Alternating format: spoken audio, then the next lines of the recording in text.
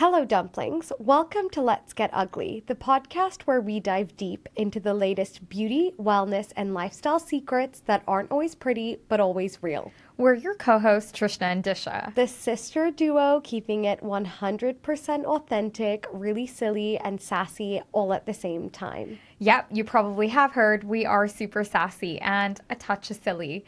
Welcome to Let's Get Ugly. Shivani, welcome to Let's Get Ugly. Hi.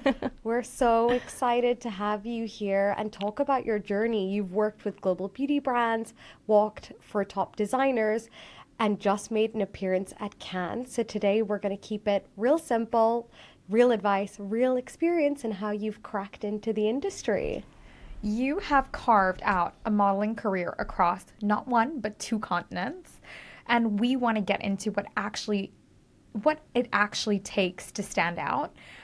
One of the things that we're really focused on is being grounded as well, as the industry is so bustling and so big, which leads me on to my first question, which is, what was the first moment you realized your modeling career was taking off?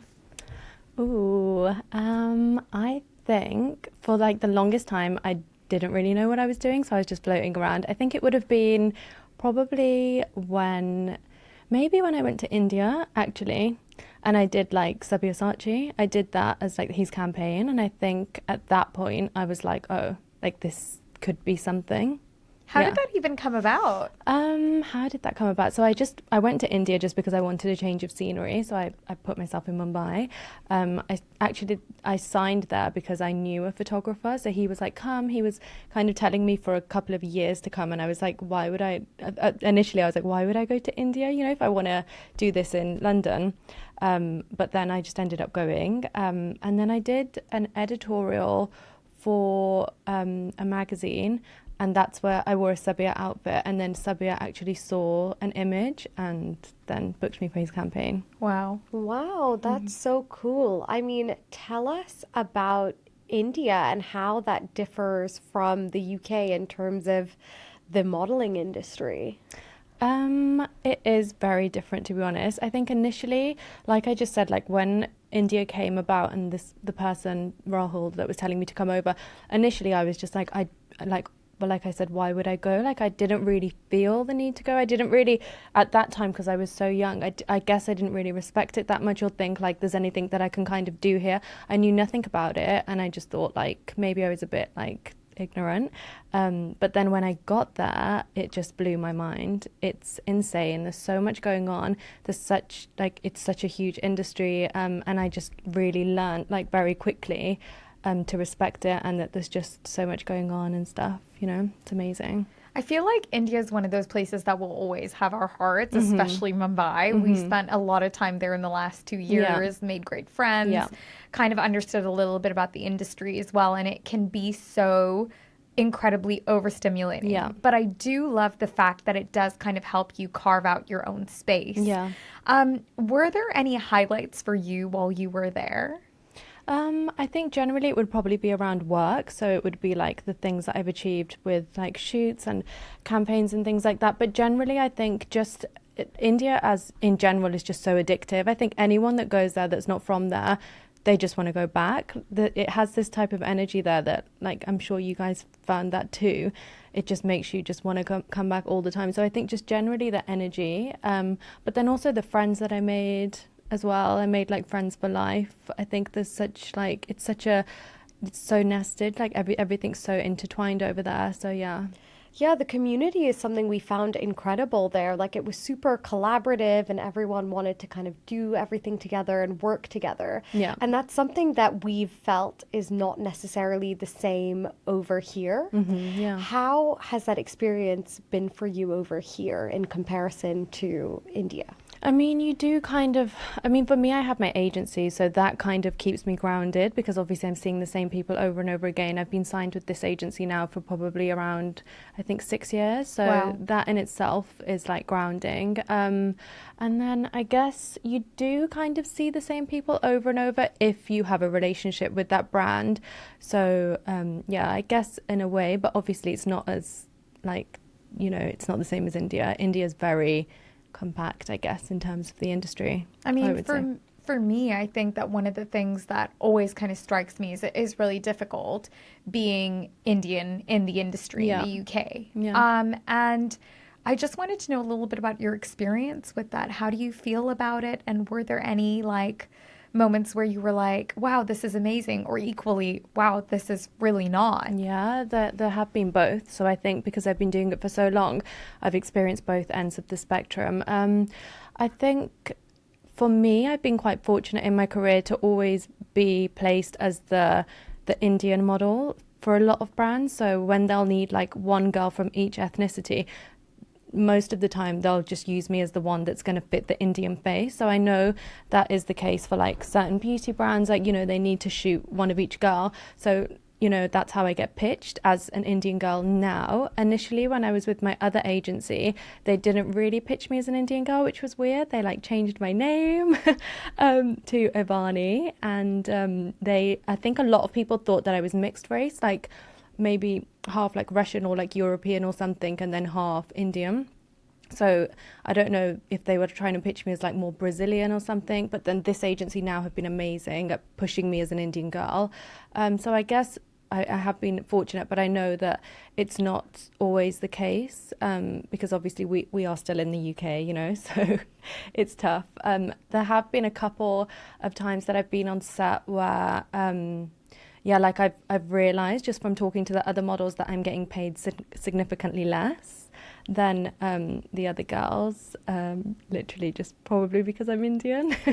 So they've come in like complaining, saying, you know, I'm getting paid this amount, and I thought I was like, you know, my agency have now doubled it to this amount, so now I'm happy. But actually their doubled amount is still, I was still getting paid half of that or something along the lines, or a quarter of that or something. And I guess there is a little bit or maybe a lot of it being because I'm Indian. Yeah, it's just so interesting. It is. I mean, it really is, especially with the first agency like pitching you to be a bit different. I mean, I've heard that in India as well, like when it comes to a lot of the modeling with fairer skin models, that they actually use European people and pass them off as Indian. They do, yeah. And a lot of Brazilian girls get passed off as Indian girls because they like the fair skin. It's so odd, you know, because now I think things are changing here where actually they're starting to push Indian girls a lot more. And if you look at the Indian girls that are kind of getting represented in the industry, like you look at Bridgerton and like, I can't really think off the top of my head of other examples, but those girls, they do look quite Indian. But actually India's kind of doing it backwards. It's really weird. Like they don't want to push the girls that look so Indian. I think Sabyasachi was one of the first designers who actually pushed girls who had a darker skin tone, which is so interesting. Yeah, I think he was one of the first. I mean, I was going to say in general, like what I've noticed with the overall market anyway is, of course, things are changing since the Ambani wedding. Like in the last year, we've had so much more attention on India as a market and a community. And in some instances it's like super exciting, and in others it's kind of leading to the same thing happening again and again, where it's like, okay, now we'll use saris and we'll use Indian fashion, but we'll still model it with European or Brazilian or South American models. And I'm like, huh? Yeah. It's tricky. It's tricky. I mean, how can you make yourself feel resilient in those instances? Because modeling is such a difficult industry in general. And then you have this added pressure of being Indian and misrepresented within the first instance. Then now you're in a situation where it's better, but it's still got a long way to go. Yeah. I think just changing agency and them pushing me as an Indian model. I did make it very clear to them when I joined this agency. I was like, you know, I'm Indian, like I want to be pushed as an Indian model. I love being Indian. Like I think I was, you know, I was doing a lot of Indian stuff before I even got signed with any agency, you know. So it's like, yeah, I think that's been healing for me, just being pushed as an Indian model. But generally when these things happen, like the name change and stuff like that, I was quite young and probably naive and probably just trying to get my foot in the industry. So just being like, I don't really know what's going on, but like, okay, like if you're going to change my name, that's okay. Like everything was just okay at that time. bit more passive. If someone is like you, looks like you, and is wanting to break into the industry, what advice would you give them today? I think I would tell them to be persistent. I think that's really important because I think it's such like there's so many ups and downs that like you can't really get disheartened if you get rejected a little bit maybe at the beginning, because you do have to work your way in. I don't think you can expect to come into the industry and think that everything's just going to be given to you on a silver platter. You do have to work your way. Like I did a lot of test shoots at the beginning. I worked for free a lot. You know, I really had to push myself to get my foot in. So I think just to be really resilient would be the first thing. And just have fun with it. Maybe as much as you have to take it seriously, also don't take it so seriously, because it's one of the most fun industries in the whole world. So like you get to travel, meet people and work on all these different projects and stuff. So try and like enjoy it, but take it seriously, if that makes sense. Yeah, it does. I mean, speaking of travel, you just got back from Cannes, which is so exciting. How did that opportunity come together? So basically one of my really close friends, Amir, he was going anyway. So he's a hairstylist. He did my hair like throughout Cannes. And he basically was like, I'm going, like, just come with me. So initially I just thought, okay, like I'll go for a few days as a trip. But I think as you put your energy in that place, like I did, then things just start rolling, and like it was kind of like a snowball effect. So then I posted that I was there, and then I started getting invited to things. Brands started reaching out, and then like I ended up on the red carpet and things like that. So it all just started happening really quickly. But yeah, Wow. probably just through the people that I know as well, because everybody goes there at that time of year. So it's a true testament to really putting yourself out there. Yeah. But we do have to talk about the hair. Yeah. Amir's hair. Shout out to Amir. Yeah, insane. Incredible.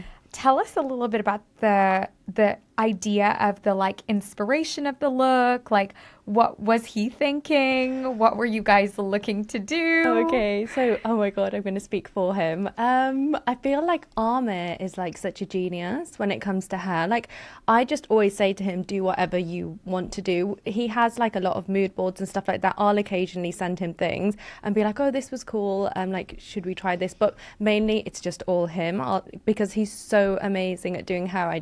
I'm like, just do whatever you want to do. And I think even with him, I don't think he'll be mad that I say this, but I think he makes it up a little bit as he goes along as well, and gets inspired by who he's working on, and like maybe the dress, the jewelry, the occasion and stuff like that. Yeah, but he's just insane.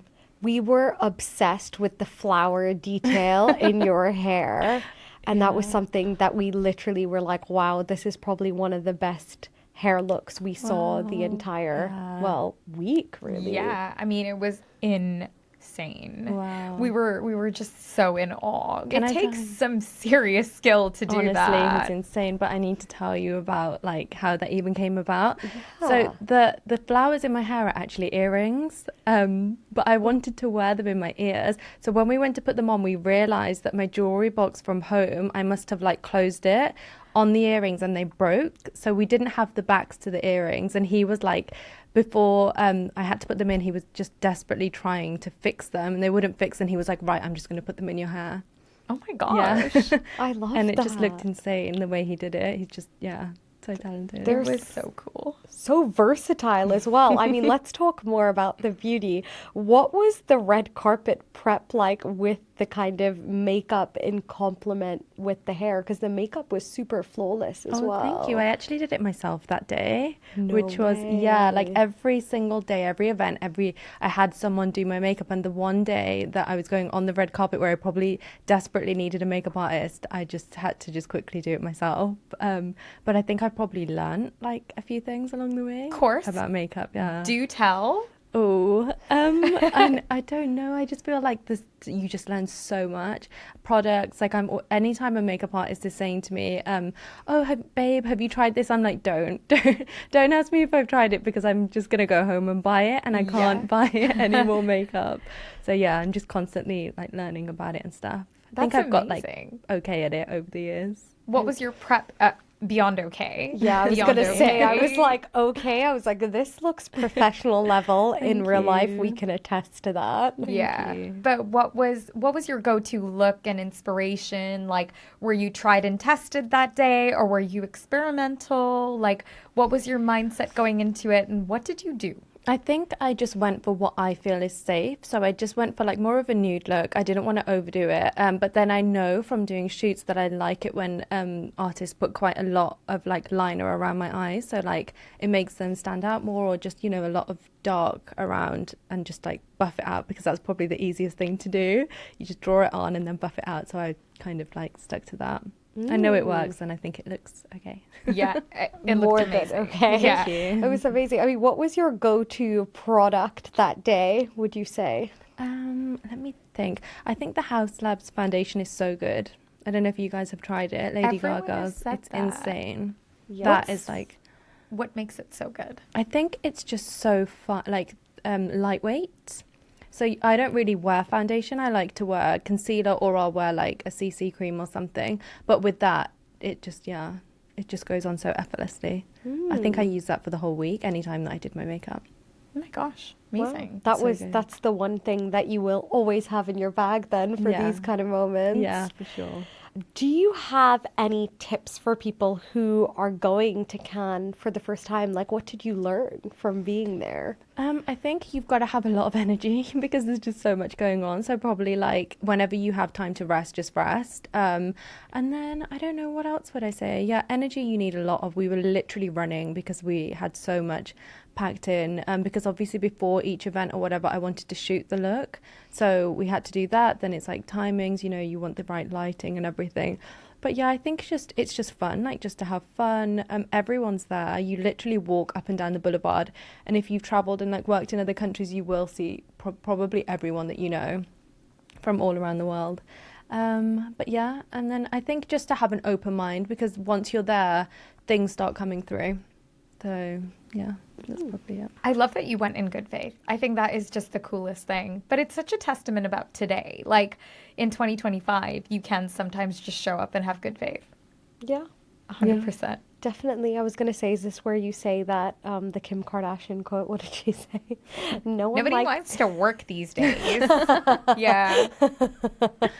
Just kidding. Just kidding for anyone listening. I say that a lot. No, but I it's say that kinda a true. lot. I'm always like, nobody wants to work these true. days. But yeah, it's great. Like, I actually think that is possibly the best snippet we've had today. Like when you were like, I just wanted to be there. I showed up. I had the chance, and then I put it out there. Yeah, I mean, yeah, that's how you got to do things nowadays. honestly. And then everything just started working in my favor. Like, I don't know if it's like manifestation or what, or just putting yourself in the right place and the energy all started aligning. But yeah, just everything started working out. It was good. Yeah, great. Incredible. I mean, this is going to be tricky, I think, to answer, but what was the standout moment for you of the whole week?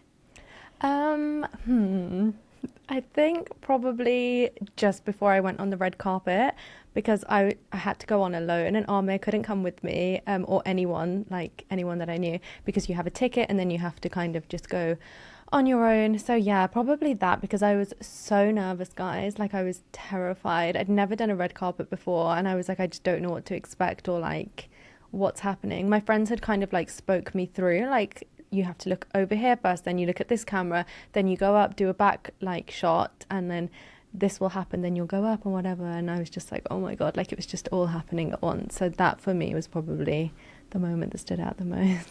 I love that. The adrenaline of Because a I red was so carpet. scared, yeah. And all the angles, but I mean, the best part is you're a model, so it was fine. Yeah, I guess, yeah. Yeah. I love that. I'm glad that like I had that. Yeah, I'm glad I had the experience, so I wasn't like extra nervous, because I'm like, okay, I'm okay in front of a camera, That took the edge off things. Yeah, I can imagine. Okay, let's talk model beauty tips. So you look fab, Thank you. but you always look Oh, fab. thank you. So And do you guys. you travel a lot. Yeah. And so I would say, what's your routine like when you're off duty? Because I feel like when you're on set, there's probably nothing else you want to do the rest of the day. So that day's Yeah. gone. Yeah. So when you're off duty, what do you do to keep yourself in the best shape and feeling the best? What's your routine like? I think like obviously that day's gone, the day that you're on set, because like even yesterday I was shooting for Charlotte Tilbury and I was there from 8 a.m. and I think I was the last person off set, so I finished at like 10 or something. So that day has gone because I was up from like 5:45 or something. But then if you can, the next day should also be gone. You should just spend it resting, but that's if you can. Like in this country, my schedule's not so busy. When I'm in India or if I like go to Dubai or something, I'm pretty much working back to back like every day. Sometimes I could have like 2 things a day, so you don't really get the luxury of resting so much. But if you can, like you should try and relax the next day. And then other than that, I do really take care of myself, I can't lie. Like I do a lot of self-care, especially when I'm home, because I'm living in the Midlands right now with my family. So I travel in when I have work and I travel in when I have casting. So I have the luxury of like being in the countryside and just chilling out. But when I'm at home, I do a lot of self-care, like with my skincare, I guess. I rest when I can, when I'm not driving up and down to do castings and shoots.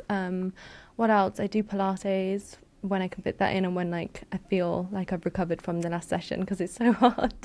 That it is. Yeah. Yeah. Yeah, just things like that. Like I meditate, I spend time with my family and like my cat and stuff like that. I feel like that's always like really helpful.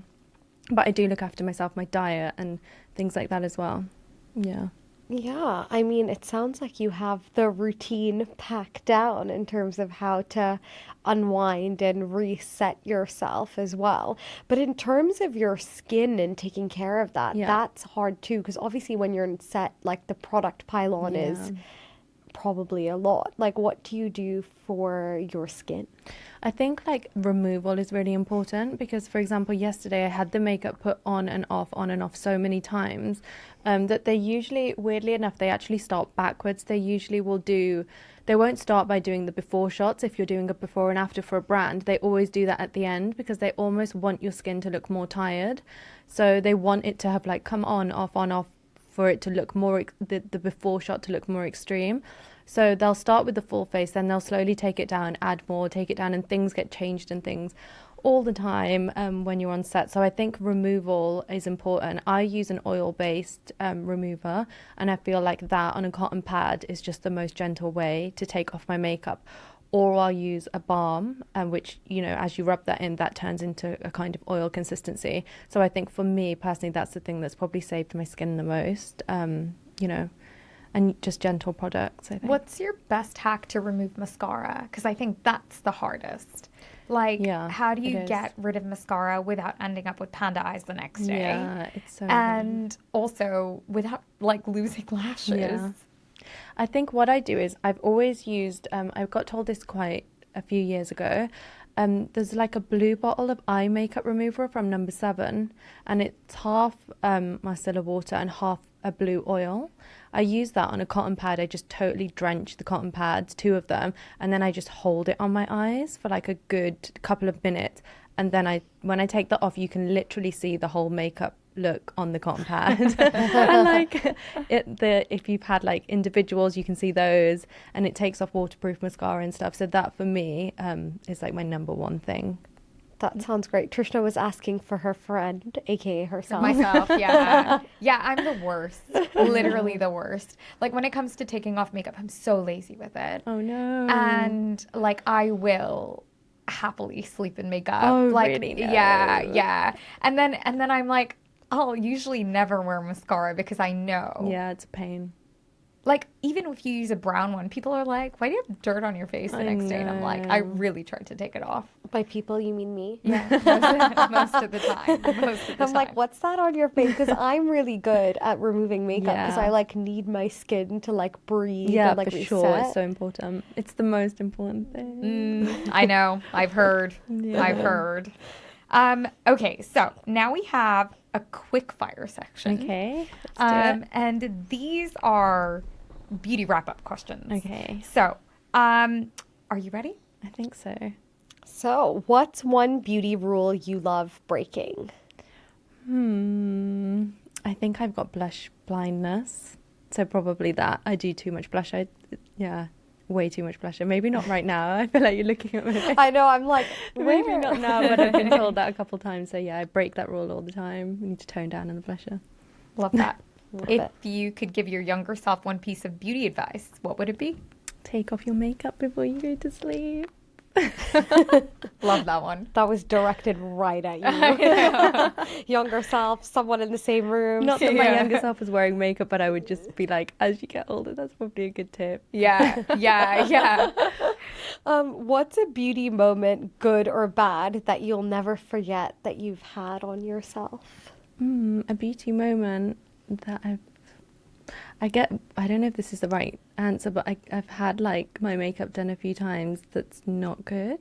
Yeah. So that has been like a little bit traumatizing. So that's kind of one thing that I probably wouldn't get over. Any specifically memorable bad makeup? Yeah, not that I'm going to name any names. Not Yeah. that I probably, No, not please don't We name don't it. do that here. Yeah. Not that I probably remember as well because I'm so bad with names, but yeah, it's more like, you know, when people are learning to do makeup. When I was younger, I would do a lot of the academies and they would be learning to do makeup, so that they probably never picked up a makeup brush in their life, but they're so enthusiastic to learn. It's so those times, just when they're right at the beginning of their journey, but then because I would have had like a little bit of experience, whatever, I would have helped where I could, but then you don't want to also knock their confidence. So probably those moments where I've kind of like trusted them and then looked in the mirror after and been like, oh. We've all had those moments, Yeah. even doing it on ourselves. Yeah. Yeah, it's true.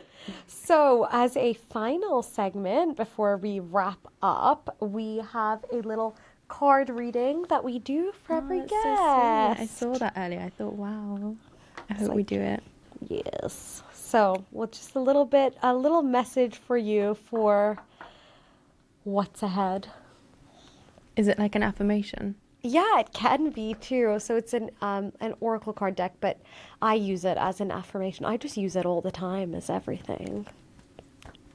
Feeling this one, chosen family. Oh, that's so sweet. So just to reconnect with people that you love and just Yeah. take time to do that. I love that. Especially after a busy time Yeah. working. It's probably the best thing to do. And I feel like that's the first thing that I said, you know, in the questions when you Yeah. guys asked me about what's important, and I said family. It's actually so interesting. Sometimes I feel like we really call the things that, you know, crop up in every aspect of life, and you seem really good at manifesting. Oh, thanks. I think I realized when I went to Cannes, I was like, am I good at this? Maybe I am. I think so. Yeah, yeah. Might need to do it more often. Definitely. So good at setting an intention.